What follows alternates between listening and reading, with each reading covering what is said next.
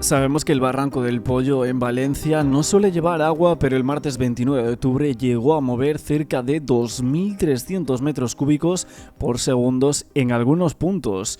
La crecida repentina a lo largo de ese curso de agua provocada por lluvias torrenciales que horas antes habían tenido lugar cauce arriba se convertía en una trampa mortal para miles de personas que regresaban a sus casas o salían incluso de trabajar en los municipios de Catarroja, Paiporta, Sedaví o Torrent o incluso en el área metropolitana de Valencia. Y es que las consecuencias eran dramáticas.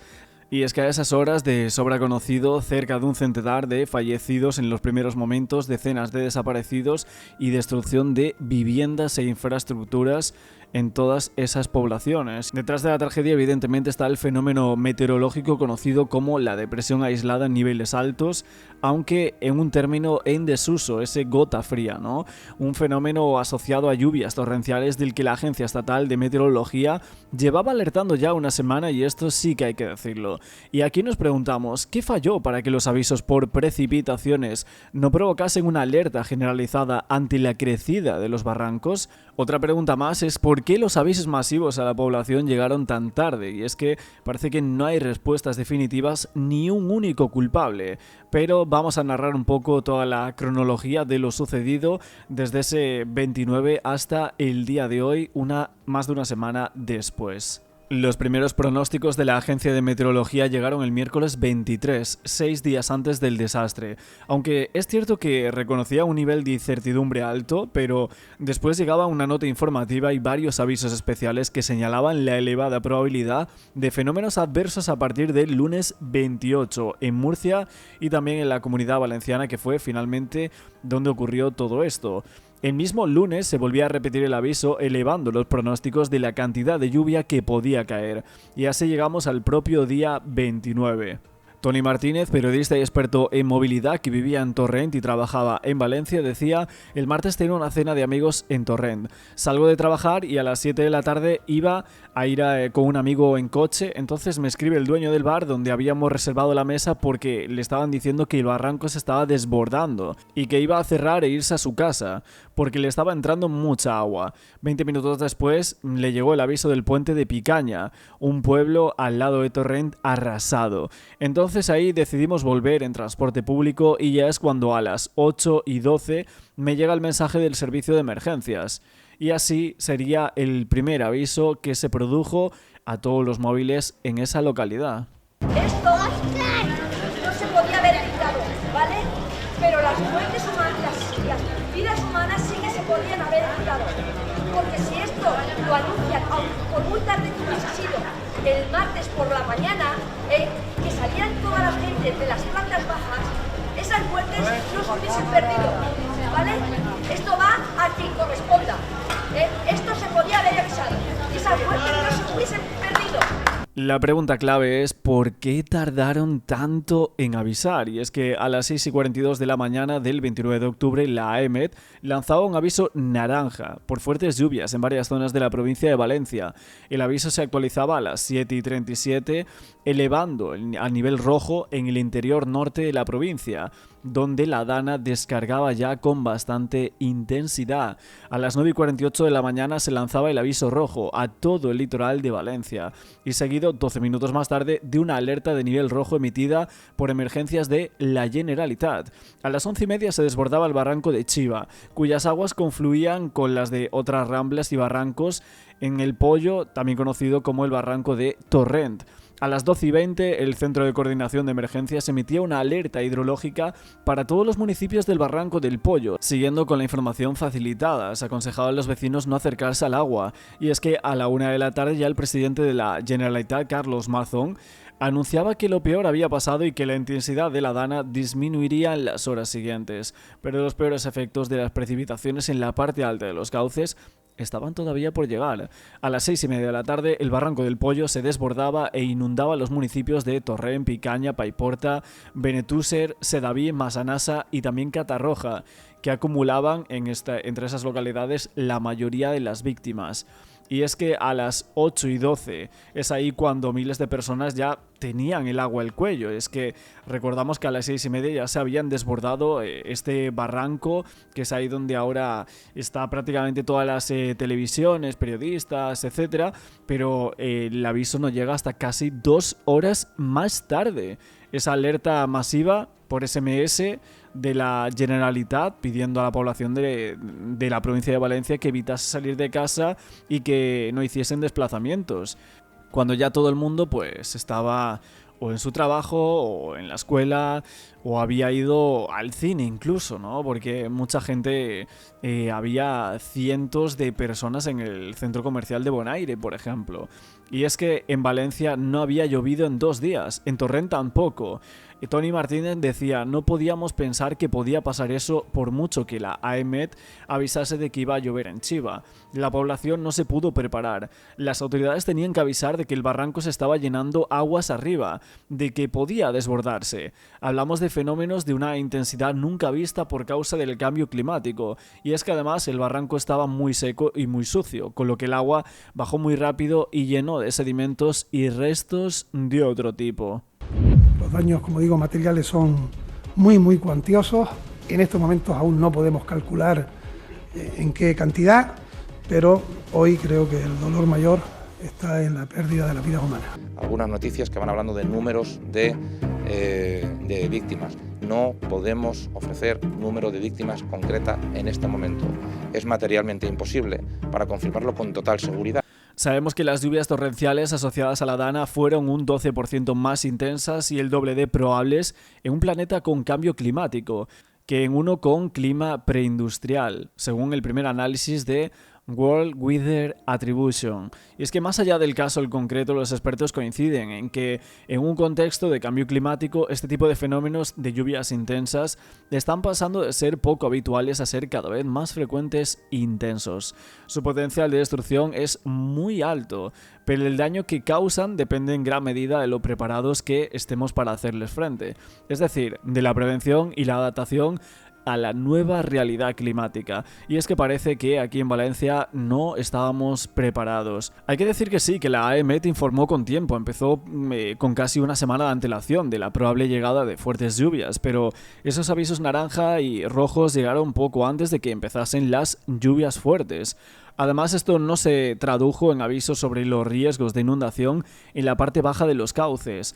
La primera alerta por riadas llegaba desde el mismo 29 de octubre, pasado el mediodía, y esta se producía en los medios de comunicación y las redes sociales, pero el aviso masivo no llegaba hasta bastante más tarde. Fijaos también que el jefe de climatología de la AEMET en la Comunidad Valenciana, llamado José Ángel Núñez, decía: yo no sé qué es lo que ha podido fallar, pero es inaceptable que esto ocurra en el año 2024. Yo creo que lo que falló sobre todo fue no entender el aviso de la AEMET.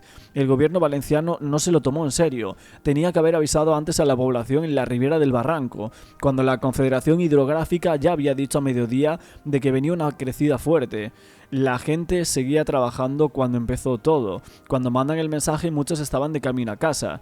Y es que si lo piensas bien, todo es brutal. Ya ha pasado una semana desde que esa Dana arrasó parte de la Comunidad Valenciana, Castilla-La Mancha y también parte de Andalucía. Y es que las lluvias torrenciales que provocaban esa riada, como no se había visto en décadas, dejaba más de 215 fallecidos, la mayoría evidentemente en la provincia de Valencia, y una cantidad indeterminada de desaparecidos, aunque se cree que puede haber hasta 89 según las últimas informaciones. Es verdad que informaciones oficiales como tal llegan a cuentagotas, ¿no? Los trabajos de inspección, de limpieza, de rescate por parte de miles de voluntarios pues está siendo bastante complicada y tardaron bastante en llegar. Aunque el Ministerio del Interior no lo quiera decir de esta manera, muchos de los que están allí, que han venido desde muchas partes de España a ayudar, hay que decir que en esta ocasión sí tardaron mucho en llegar los efectivos para ayudar, con todo lo que estaba pasando. Y es que hay que decir que el Barranco del Pollo fue una de las zonas más afectadas por la Dana, que provocaron todas esas lluvias. Es que el arroyo experimentó un aumento brusco por la tarde, alcanzando los 2.282 metros cúbicos por segundo a las 6:55.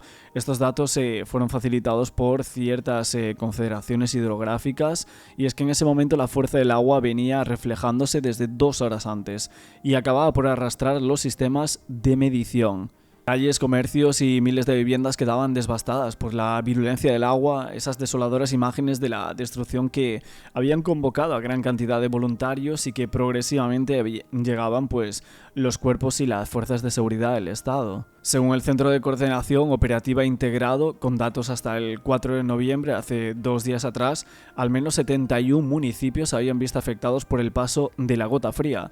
Y es que la Cámara de Comercio de Valencia aseguraba que en cerca de la mitad, donde vivían más de 500.000 de personas, una quinta parte de la población provincial, había sufrido muchos daños severos y muy grandes, como serían pérdidas humanas, grandes inundaciones o efectos en la actividad económica, además de algunos destrozos en redes de servicios básicos de viviendas y sus infraestructuras. Y es que media hora fue suficiente para que el agua arrasara con todo. En Paiporta, un joven grababa el avance del agua desde la plaza de la iglesia de San Jorge, y en media hora las calles quedaban cubiertas, arrastrando tras su paso coches, contenedores y todo lo que hubiera en su camino. Y es que muchas personas bajaron a sus garajes para mover vehículos ante la posibilidad de que pudiera inundarse. Lo que nadie imaginaba era que la cantidad de agua que a día de hoy sigue en muchos de esos lugares y en esos garajes, y el riesgo de que muchos edificios colapsasen.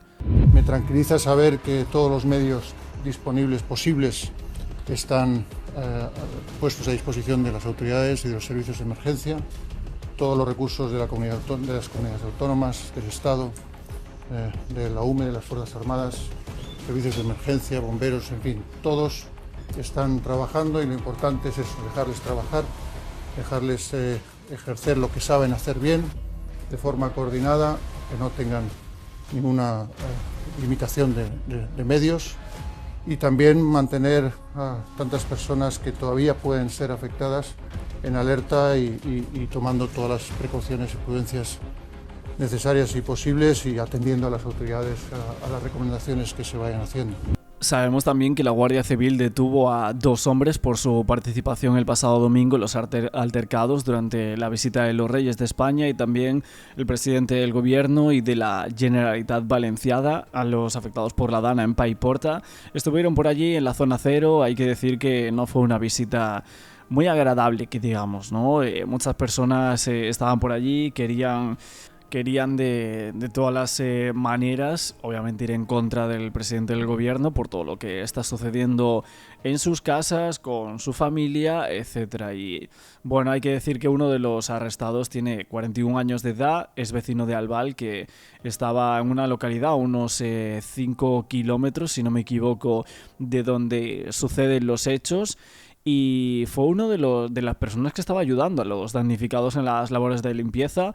No consta que tenga antecedentes por militancia ni movimientos ultras, como se decía anteriormente, y según las investigaciones parece que había golpeado con un cepillo de barrendero la luna trasera del todoterreno negro en el que fue evacuado Pedro Sánchez. Mientras que por otro lado estaban Felipe VI, Leticia y el presidente de la Generalitat, que se habían quedado para intentar calmar los ánimos. Hay que decir que los agentes del Servicio de Información identificaron a ese vecino de Albal tras visionar algunos vídeos difundidos justo el domingo por las redes sociales de ese hostigamiento que había sufrido el presidente del gobierno cuando habían golpeado ese todoterreno Rexton. Es que tras recibir el primer atestado de la Guardia Civil, el juzgado de instrucción número 3 de Torrent abrió un procedimiento por los delitos de atentado, por el golpe por la espalda a Pedro Sánchez y por la herida que había sufrido en la cabeza un escolta de Doña Leticia, desórdenes públicos y daños, decían. El Servicio de Información de la Comandancia de la Guardia Civil de Valencia también realizó algunas primeras diligencias ante la posibilidad de que hubiese un mínimo de organización en los incidentes, tal y como había asegurado el ministro de Interior Fernando Grande Marlaska. Pero es que es cierto que se estaba diciendo en algunas televisiones importantes del país, que todo esto era por grupos radicales, etcétera, y parece ser que era todo un poco mentira o quizás también bulos, ¿no? Porque en este caso hay que decir que hay bulos desde la izquierda, desde la derecha y desde todos lados con este gran tragedia que es la Dana en Valencia.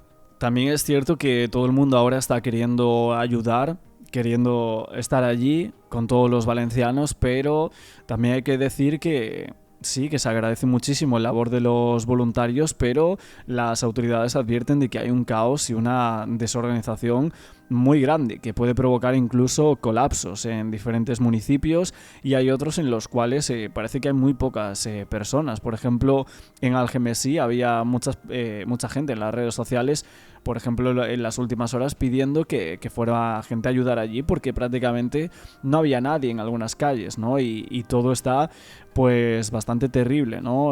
Como en Paiporta, no tanto a lo mejor en algunas zonas, pero en otras también están bastante mal. Y esta desorganización, que muchos ciudadanos también están con una sensación de impotencia por todo esto, el desorden que hay de diferentes grupos que van allí, etcétera, y que todo el mundo quiere ayudar y que están dispuestos a lo que haga falta, pero si no tenemos una dirección concreta es bastante complicado. El tema de descargar camiones de mercancía, de ordenar los pabellones en los que están personas y también bolsas de alimentos para la supervivencia, parece bastante complicado según se difunde en las redes sociales, en diferentes vídeos de Ángel Gaitán, por ejemplo, que es uno de los que más está ayudando con todo esto, pero que hay un cúmulo de cosas, de personas también queriéndose hacer ricas, ¿no?, con todo esto, y la verdad es que es tremendo todo el tema.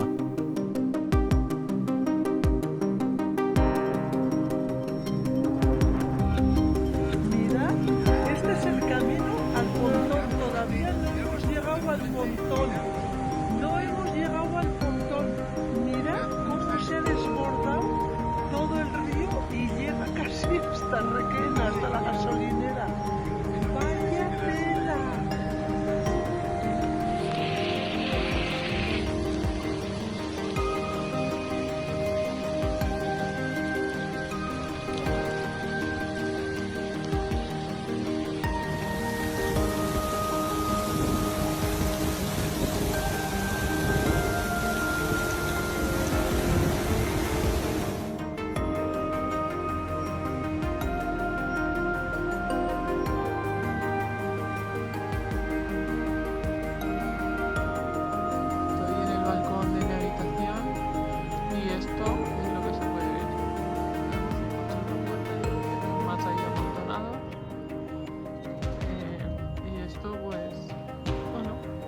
Habla sola, ¿no?